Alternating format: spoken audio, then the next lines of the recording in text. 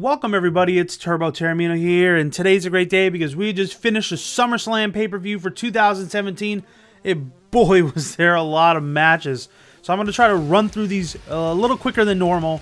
Try not to get too prediction-y. I'll save that for my predictions video.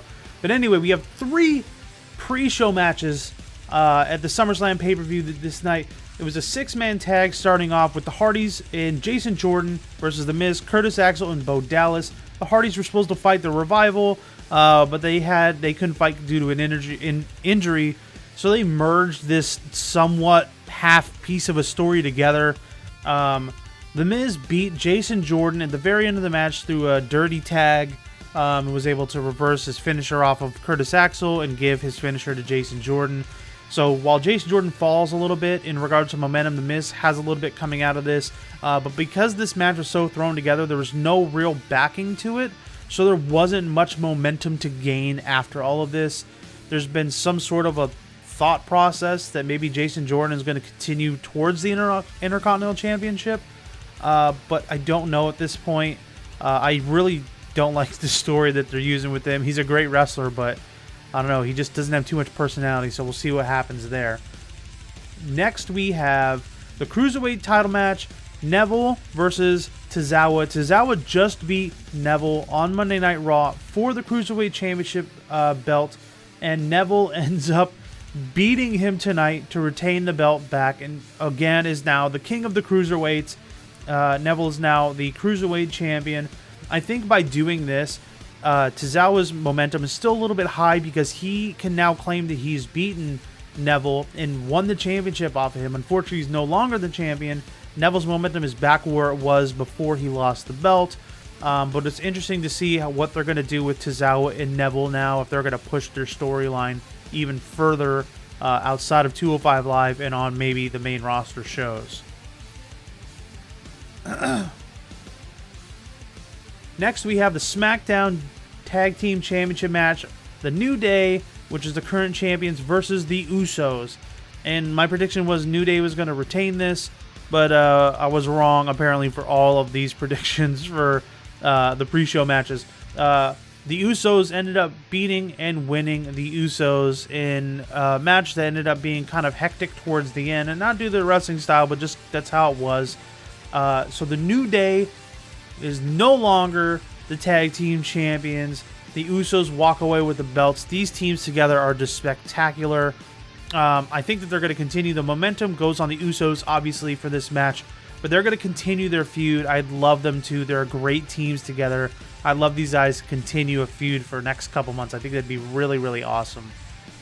All right, now we're getting to SummerSlam, the real show. Not like the matches didn't count beforehand, but you know what I mean. So it starts off with John Cena versus Baron Corbin. Now, I know it's Corbin, it's Baron Corbin. It's not Brian Corbin. I get it. I got this hair in my arm. Anyway, it was weird in this match.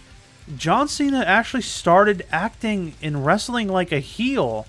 Like, he, in the beginning of the match, escaped out of the ring, which is a heel thing to do. He ended up talking trash next to the announcer's table to Corbin, which was a heel thing to do.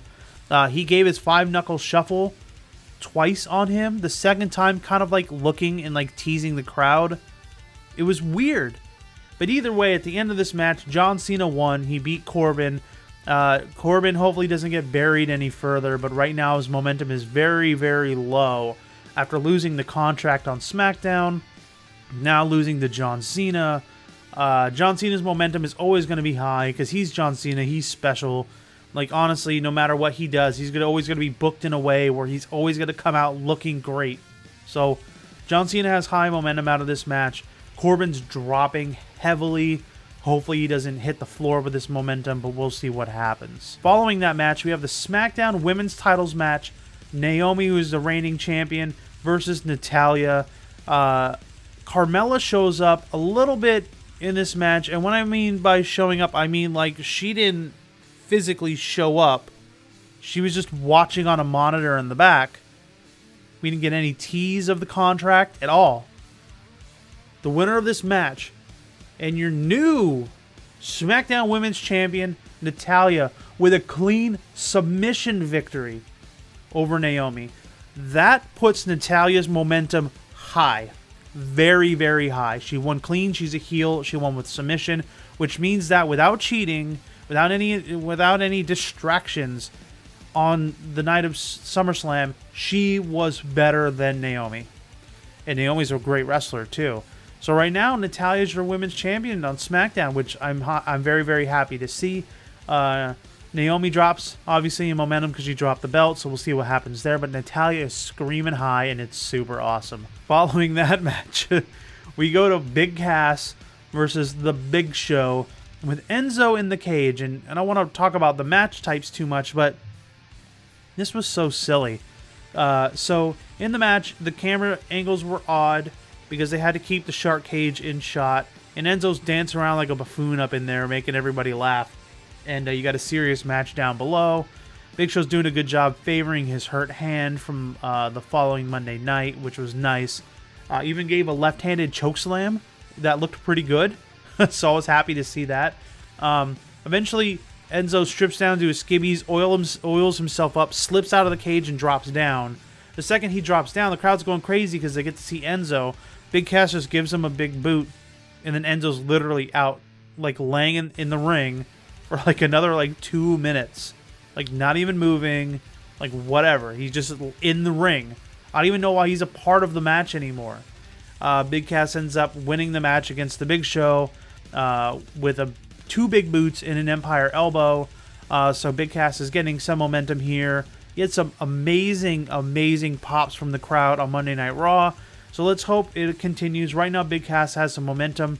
Enzo's momentum is just the bottom of the barrel. I don't even know what the hell that they're doing with Enzo at this point. He doesn't need to be doing anything with Cass, but I guess he's still really great with the crowd, so they want to keep him involved. I don't know, but Big Cass is your winner for this match. Next, we have Rusev versus Randy Orton, and as I predicted, this match was very short.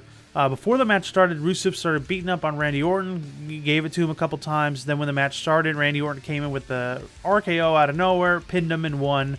You didn't even have enough time to get a hot dog, guys. Just not enough time. So the winner of this match is Randy Orton. Because it was very short and there wasn't much backing to this feud before this match, there's not a lot of momentum to give to either superstar. Obviously, Randy Orton has got to look a little bit better than Rusev coming out of this match because he won. But I think they're trying to push for this RKO out of nowhere meme to come back and get more popularity again. So we'll see if that becomes more relevant. I don't think it's going to anymore. It's run its course, but we'll see. Next, we have the Raw Women's title match. It was Sasha Banks as the challenger versus Alexa Bliss as the reigning champion. She was over 110 days. She was getting very close to breaking Charlotte's longest streak for the WWE Women's Divas Championship belt. But unfortunately, she ended up losing the championship to Sasha Banks in this match via the Banks statement submission. But Banks was using her wrist strap to create leverage on the submission, which is a heel move, and she was coming in as a face. So we don't, I mean, is she going to come out as a heel and then maybe feud with Bayley now? Maybe they'll finally start pushing that storyline. We know that Alexa Bliss is going to have a rematch. She has a rematch clause. They already showed the teaser trailer for No Mercy, which is the next Raw pay-per-view in 5 weeks, and Alexa Bliss was on the front of that, so I'm assuming that Alexa Bliss is going to get her rematch at No Mercy. But Banks looks really good coming out of this match because she won via submission and she beat the champion that was reigning for over 100 days, and Bliss drops, obviously, so we'll see how it goes from here. After that, we had Finn Balor in the Demon King outfit versus Bray Wyatt. And this was all about Finn Balor's Demon King entrance, and his war paint is just so awesome. But Finn wins in typical fashion. There's really no difference in this match as to how Finn wrestled. But Finn just kept coming and coming and coming. And I guess the way that they're making it sound is this Demon King is only going to show up for a period of time. Every now and then, it's going to kind of crop up when Finn needs to rely on the strength of the Demon King. So don't expect to see it very frequently, but he'll tap into it every now and then. So Finn comes out, obviously high on momentum out of this match. But I still feel like there wasn't too much story coming into this. Like, they were teasing each other, but it wasn't consistent. So Finn wins the match. Bray loses the match. Let's continue. Next, we have the Raw Tag Team Championship match. It was Dean Ambrose and Seth Rollins versus Cesaro and Sheamus. Again, my prediction came down correct here. The only thing that I didn't get right in the prediction was we didn't see a spat between Dean Ambrose and Seth Rollins. We can always still see that in the future. Now that they are the new Raw Tag Team Champions, yes, every belt that has been put on the line so far at this point has changed hands. Just letting you know. So Dean Ambrose and Seth Rollins, 2/3 of the Shield, are now the Tag Team Champions. They beat Cesaro and Sheamus. The way that they have been booked, Dean Ambrose and Seth Rollins, and the way that they've had their storyline written is the best that they've had in quite some time. So their momentum was high coming into this match because the way that they've been teasing their reunion was milked, but it was milked just enough where people were okay with being milked about it. And they're high, they're screaming high, they're so high in the clouds right now in regards to momentum. I think out of almost all the storylines on Raw, probably this is one of the most popular as of right now. So there's a lot of good things to come in regards to Seth and Dean. So we'll see where they take it. Next, we had the WWE United States title match. It was AJ Styles versus Kevin Owens. AJ Styles, the champion, with a special guest referee of Shane McMahon. Now, there were a lot of altercations with Shane. Shane never really punched anybody that I saw. There was a couple shoving. Segments. But AJ Styles wins after a few altercations with Shane. But he still won because Kevin Owens got into a big altercation with him afterwards. But AJ Styles still wins with a phenomenal forearm. I think what's happening here is Kevin Owens came out with his regular KO entrance. He didn't come out with a Face of America entrance. He came out with KO, so that when I was watching the pay-per-view, I was like, okay, he's not going to win the belt. Because if he was, then it would make sense to continue that Face of America character or whatever it was, that theme. Because he didn't have it anymore, it didn't make sense for him to win the championship back. It would be dumb to have him switch to the old entrance and then go back to the newer entrance again. It wouldn't make much sense because it's so inconsistent. So AJ Styles wins the match here. He has a lot of momentum. I think Kevin Owens, we may see a possible him and Shane McMahon feud in the future, but I think that Kevin Owens and AJ Styles are done feuding at the moment, so we'll see where that takes the both of them.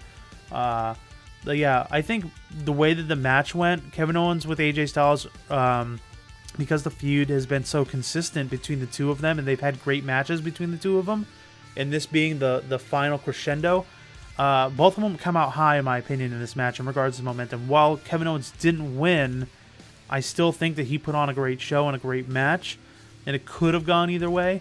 So both of them were coming out pretty high after this match.